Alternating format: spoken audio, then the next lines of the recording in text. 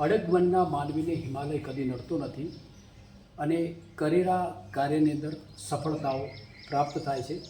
આજે હું પદ્મશ્રી એવોર્ડ વિજેતા માન્ય શ્રી ઘેનાજી દરગાભાઈ પટેલ કે જેઓ લાખણી મુકામે રહે છે, તો આજે એમને રૂબરૂ મુલાકાત માટે આજે એમના ફાર્મ ઉપર આવવાનો મને એક વિશેષ એક અનેરો આનંદ મળ્યો છે. તો આ એમની સાથે હું થોડી વાતચીત કરી લઈશ.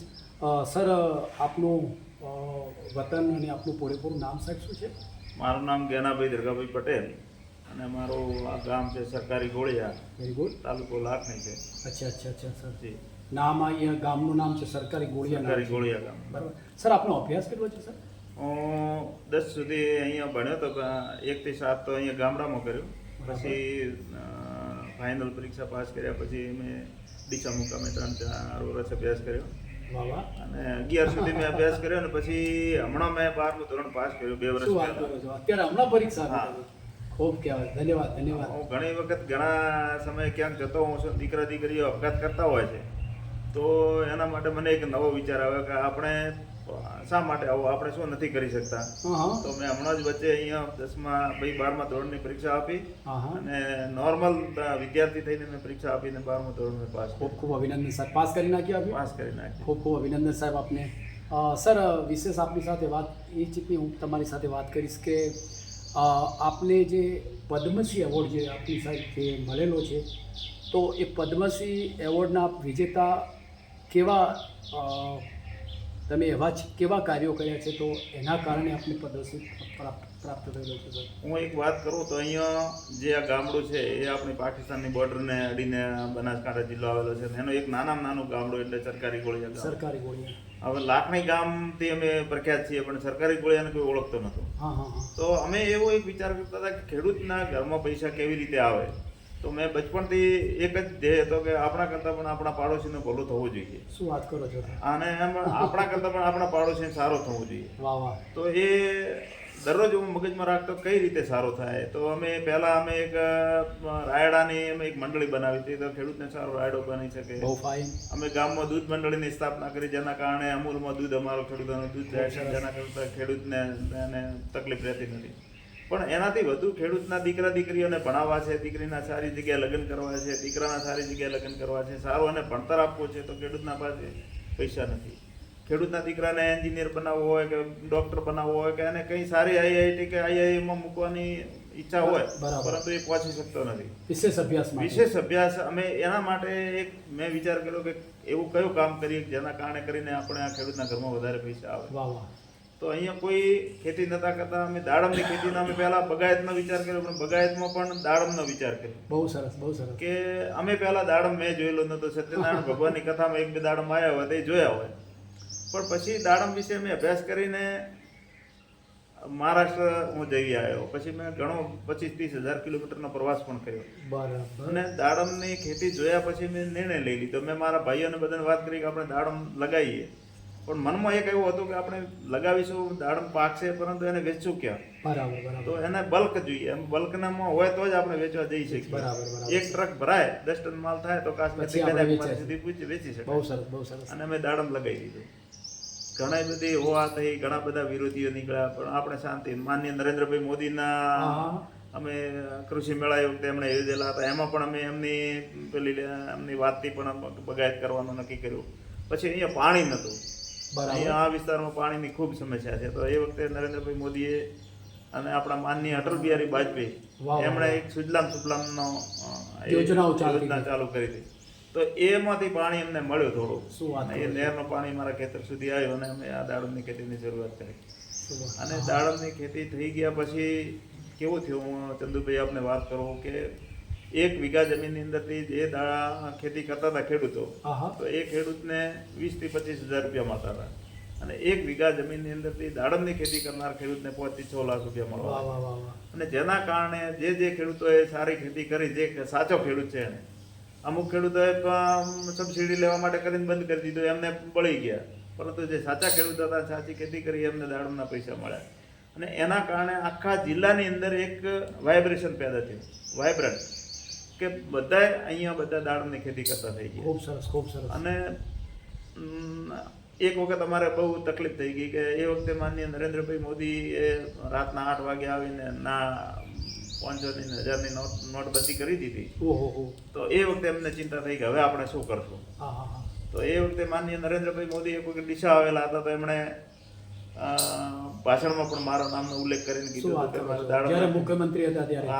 ના પ્રધાનમંત્રી થયા હતા પ્રધાનમંત્રી હતા ત્યારે 2016માં. 2016માં એમને વાત કરી, તમારા નામથી વાત કરી. મારા નામથી વાત કરી કે આપણા અહીંના બનાસકાંઠાના ખેડૂત છે ને દાડમની ખેતી કરે છે ને એમને દાડમના સારા અને આખા દેશના વેપારીઓમાં લાખણી આવી ગયા.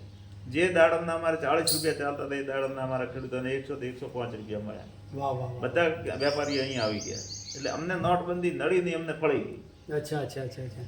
અને પછી એના કારણે કરીને બનાસકાંઠા જિલ્લાની અંદર જે ઘણા પૈસા આવ્યા ને એટલે ખેડૂતો પાસેથી ખેડૂતના ઘરમાં પાકું મકાન થઈ ગયું, ખેડૂતના ઘરમાં 4 વ્હીલર આવી ગયું, ખેડૂતના ઘરમાં 2 વ્હીલર આવી ગયું, ખેડૂતના ઘરમાં બધા સુખ શાંતિના એમના ઘણું સારું પશુપાલન કરવા લાગ્યા, સારી ઓલાદની ગાયો લાવ્યા છીએ. અને એ બધું થવાના કારણે બનાસકાંઠા જિલ્લાનો એક આખો પ્રોગ્રેસ થયો. બહુ સરસ બહુ સરસ. અને ઘણા માણસો કામે લાગી ગયા.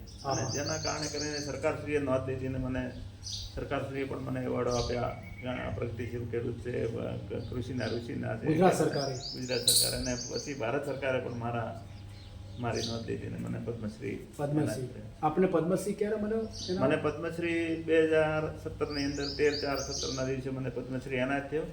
અને 26મી જાન્યુઆરી 2017ના દિવસે એનો એનાઉન્સ થયો હતો. બરાબર. જ્યારે ત્યારે પદ્મશ્રી ત્યારે આપણે લેવાનો હતો ત્યારે તમને દિલ્હી મુકામે સ્પેશિયલ તમને ત્યાં સ્પેશિયલ અહીંથી ઘરથી ઘર સુધીનું ભાડું હોય છે ગવર્મેન્ટ ઓફ કેન્દ્ર સરકાર, અને ત્યાં રહેવા માટે પણ ફૂલ ફેસિલિટી અને બધું આપતા હોય છે. અને ત્યાં ઓપોઝિટ અને જે શાસન કરતા બધા અધિકારીઓ અને પદાધિકારીઓની વચ્ચે તમને પદ્મશ્રી આપવામાં આવે છે. સરદાર હોલની પદ્મશ્રી મળ્યા પછી આપણને કેવું લાગ્યું બેનાભાઈ? પદ્મશ્રી એ કોઈ ખિતાબ કે એવું કંઈ છે નહીં, પણ પદ્મશ્રી એક સન્માન છે. સન્માન છે. અને ભારત સરકારનો આ 4થા નંબરનો સન્માન છે કે ભારત રત્ન હોય, પદ્મ વિભૂષણ હોય, પદ્મભૂષણ અને પદ્મશ્રી હોય. બરાબર. પદ્મશ્રી મેળવવા માટે 10 વર્ષ અમે ખૂબ મહેનત કરી છે. વાહ વાહ વાહ. અને અમે અહીંયા મારા આ ફાર્મની વિઝિટે લગભગ 70,000 ખેડૂતો આવ્યા છે.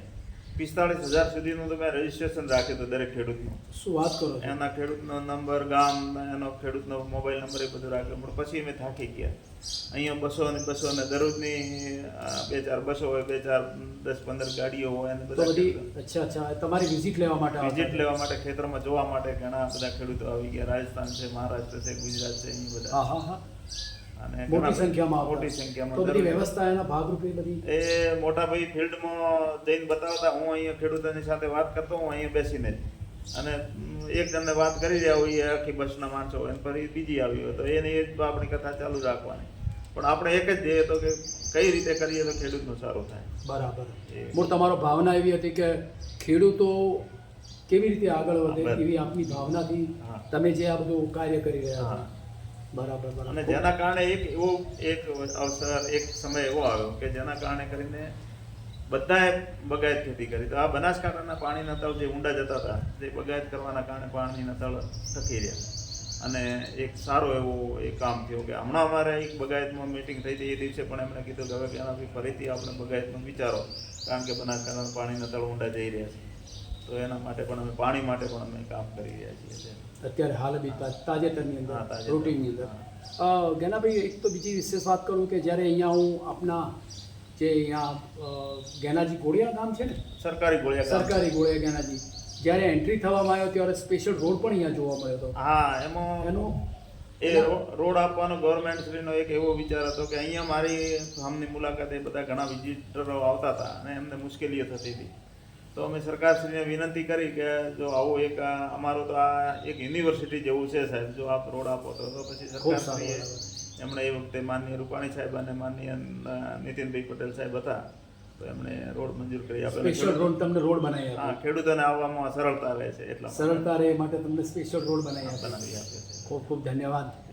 બહુ મોટું પેલું તમારા માટે એક લાભદાયક કહેવાય. બિલકુલ. અચ્છા, તમે અત્યારના હાલના જે નવા યુવાધન અને જે નવા ખેડૂતો છે એને તમે શું એવું માર્ગદર્શન આપવા માગો છો? હું નવા યુવાનો તો એક વાત જ એવી કરવા માંગુ છું કે પહેલું તો શિક્ષણ છે. શિક્ષણ જો શિક્ષણ હશે તો તમે દુનિયામાં ગમે ત્યાં રહી તમે ત્યાં શકશો. પહોંચી શકશો. અને ખેડૂતોએ કોઈ અરે યુવાનોએ કોઈ ગભરાવાની જરૂર નથી કે આપણે દાખલા તરીકે હું વાત કરું કે આપણે શિક્ષિત થઈ ગયા પરંતુ આપણને જોબ નથી મળી તો આપણે અત્યારે તો માનનીય નરેન્દ્રભાઈ મોદી સાહેબે ઘણા બધા સ્ટાર્ટઅપના ને એ બધા કાર્યક્રમો આપ્યા છે. તો કોઈએ પણ એનામાં ગભરાવાની જરૂર નથી. એમને સ્ટાર્ટઅપ કંઈ પણ કરી શકે છે અને એની નોંધ પણ લેતા હોય છે. ખેડૂત મિત્રોને પણ હું તો એક જ કહું છું કે આપણે આ ઝેર મુક્ત ખેતી કરવી છે. આપણા માનનીય ગવર્નર સાહેબ જે આચાર્ય દેવવ્રતજી પણ અત્યારે એક મુહિમ ચલાવી રહ્યા છે કે અને માનનીય નરેન્દ્રભાઈ મોદી સાહેબ પણ આપણને દરેકને ખેડૂતને એમણે કીધું છે કે આપણે ઝેર મુક્ત અનાજ આપવું. તો જેના માટે મેં ગાય આધારિત પ્રાકૃતિક ખેતી આધારિત અમે અત્યારે કામ કરી રહ્યા છીએ એના ઉપર પણ. બરાબર. એટલે આજે અત્યારે હાલ તમે તાજેતરની અંદર એક નવા યુવાધનને પણ તમે એક શિક્ષણની સાથે પોતે સારું એવું એજ્યુકેશન મેળવીને પણ તમે એક સારી એવી ખેતી પણ કરી શકો છો. ચોક્કસ દરેક ક્ષેત્રની અંદર તો શિક્ષણ તો સાહેબ જરૂરી છે. જોકે જ્ઞાનાબેન એવું કહેવું છે કે જો સારી ખેતી કરવી હશે તો સારું શિક્ષણ પણ જરૂરી છે સાહેબ. બરાબર.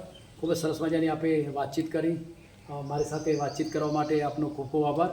જોકે વિશેષ આજના તબક્કે હું એક સરસ મજાનું દીકરીએ અણમોલ રતન દીકરી દેવો ભવ ચિત્ર મોમેન્ટો આપી હું આપનું એક સન્માન કરવા માગું છું. ચોક્કસથી મારો આપ સન્માન સ્વીકારશો.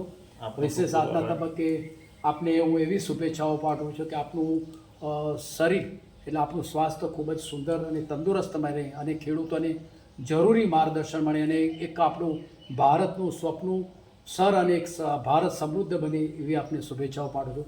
વિશ you all the best luck. જય શ્રી રામ. જય Shri Ram. Thank you very much. Thank you. જય શ્રી રામ.